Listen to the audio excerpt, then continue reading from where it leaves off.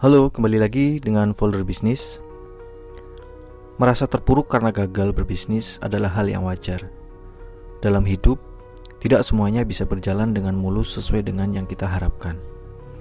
Walaupun sudah bekerja keras selama ini, nyatanya tidak menjamin semuanya akan baik-baik saja. Kegagalan dan keberhasilan seperti dua sisi mata uang logam. 50% untuk keberhasilan dan 50% untuk kegagalan. Banyak sekali pembisnis besar yang lahir dari kegagalan demi kegagalan yang mereka alami sehingga bisa menginspirasi jutaan orang. Bangkit dari kegagalan bukanlah perkara yang mudah. Apa yang harus Anda lakukan untuk ini? Yang pertama, latih pikiran agar tidak terjebak dalam situasi. Emosi dan pikiran negatif pasti akan bermunculan dalam benak kita. Namun, melatih pikiran agar tetap solutif adalah kemampuan yang sangat penting dalam menghadapi kegagalan. Jika emosi dan pikiran negatif cukup kuat kita rasakan, maka biarkan dulu. Kenapa dibiarkan? Bukankah kita harus berpikir dan juga bersikap positif supaya bisa menemukan solusi? Ini adalah upaya untuk menjaga pikiran agar tidak terjebak di dalam situasi dan tetap mengarah kepada solusi.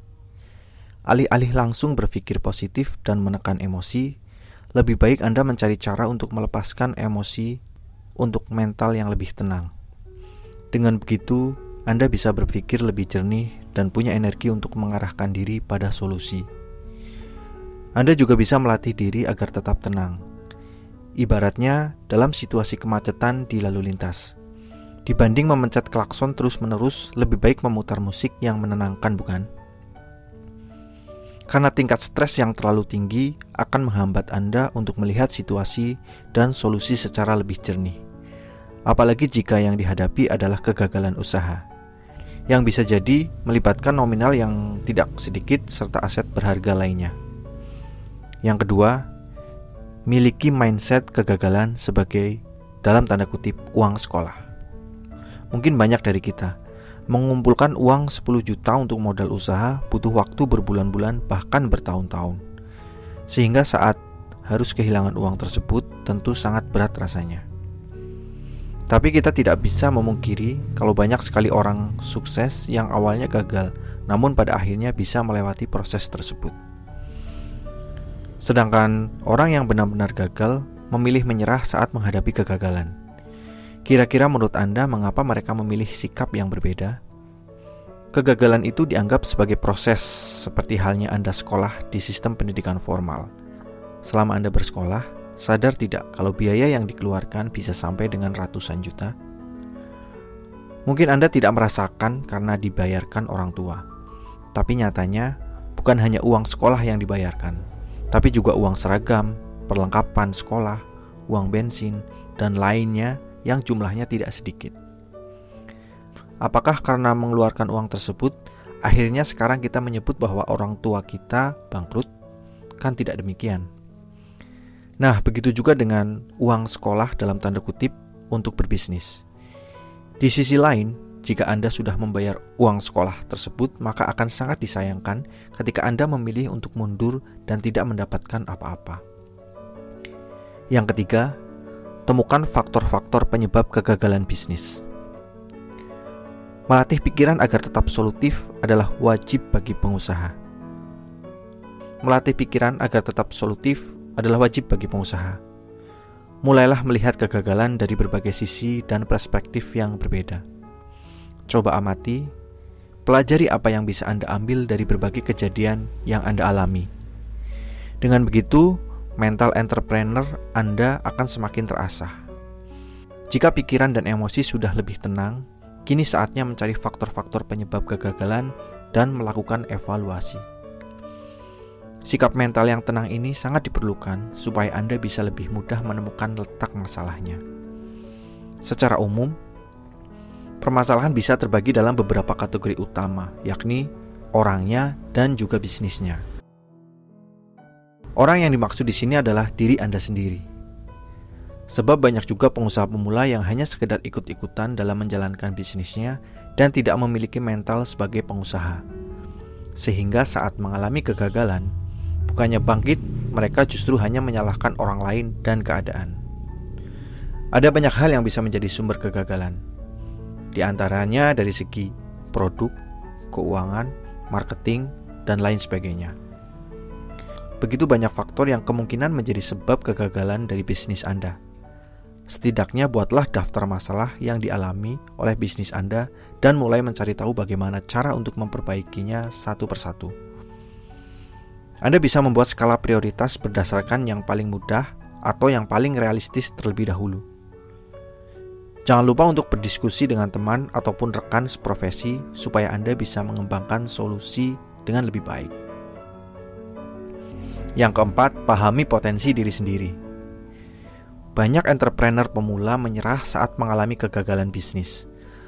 Tahukah Anda kalau salah satu sebab dari hal ini karena mereka tidak memahami betul potensi pribadinya. Mereka tidak tahu apa yang menjadi kekuatan dan kelemahan dirinya. Masih ingat dengan kata-kata Einstein tentang kesuksesan? Bunyinya begini, semua orang itu jenius, tapi jika Anda menilai seekor ikan dengan kemampuan memanjat pohon, dia akan hidup seumur hidup dengan percaya bahwa dirinya bodoh. Itulah kata-kata Einstein yang harus Anda ingat. Biasanya kita punya potensi tertentu, namun masih terkubur karena rasa tidak percaya diri. Tapi justru dengan mengenali dan memaksimalkan potensi dalam diri, bisa menjadi gerbang menuju kesuksesan. Dengan memahami bahwa setiap diri itu unik dan memiliki potensinya masing-masing, Anda bisa segera bangkit dan mulai memanfaatkan harta karun tersembunyi tersebut. Yang kelima, tidak berhenti mencari peluang. Selanjutnya, untuk bangkit dari kegagalan bisnis adalah dengan mencari peluang apapun di sekitar Anda.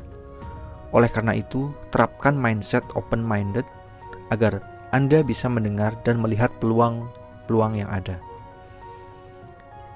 Apalagi di era digital seperti saat ini, kita bisa mendapatkan informasi secara gratis selama terhubung dengan internet. Bahkan Bill Gates pernah bilang, jika Anda terlahir miskin, itu bukan salah Anda. Tapi jika Anda mati miskin, itu salah Anda. Coba pikirkan peluang apa saja yang bisa dilakukan dalam jangka waktu dekat. Tidak perlu langsung mencari ide yang brilian. Yang penting jangan biasakan untuk menunda-nunda dan mencari alasan. Manfaatkan sumber daya yang Anda miliki untuk mendapatkan peluang-peluang bisnis baru. Baik itu untuk menyelesaikan masalah pada bisnis ataupun untuk mengembangkan diri menjadi pribadi yang lebih baik. Misalnya, Anda punya waktu untuk scrolling sosial media, maka pastikan Anda juga mencari peluang di sana. Selain itu, saat Anda sudah mengevaluasi diri dan mendapatkan poin-poin penting dari kegagalan usaha, Anda harus bisa memutuskan apakah bisnis tersebut layak dilanjutkan ataukah memulai sesuatu yang baru. Yang keenam, buat perencanaan bisnis yang lebih baik. Warren Buffett pernah berkata, si bodoh dengan rencana bisa mengalahkan si jenius yang tanpa rencana. Hal ini menggambarkan kalau perencanaan dan eksekusi yang tepat itu benar-benar penting dalam meraih kesuksesan. Begitupun dalam bisnis. Setelah berevaluasi dan mengetahui asumsi-asumsi penting, gunakan hal tersebut untuk membuat perencanaan bisnis yang lebih baik. Sehingga bisnis yang Anda jalankan lebih punya arah kemana ia akan berjalan. Terutama bagi Anda yang masih pemula. Tidak perlu harus terlalu sempurna. Sesuaikan saja dengan data yang Anda pahami, pelajari dari kegagalan yang lalu. Seiring banyaknya pengalaman di lapangan, mentalitas pengusaha Anda mulai terbentuk, Anda akan jadi lebih tahu apa yang harus dilakukan. Dengan begitu, Anda bisa terhindar dari kegagalan yang sama. Setidaknya, Anda bisa lebih mendetailkan hal-hal yang Anda anggap menjadi masalah. Misalnya saja dalam hal pemasaran, dulu Anda tidak tahu bagaimana cara mengukur apakah pemasaran yang dijalankan berjalan efektif atau tidak. Inilah yang menjadi sebab budget pemasaran Anda terkuras habis. Maka sekarang, pelajari apa standar-standar pengukuran suatu instrumen pemasaran yang Anda pilih terlebih dahulu dan sesuai dengan target dan jenis usaha yang sedang Anda jalankan.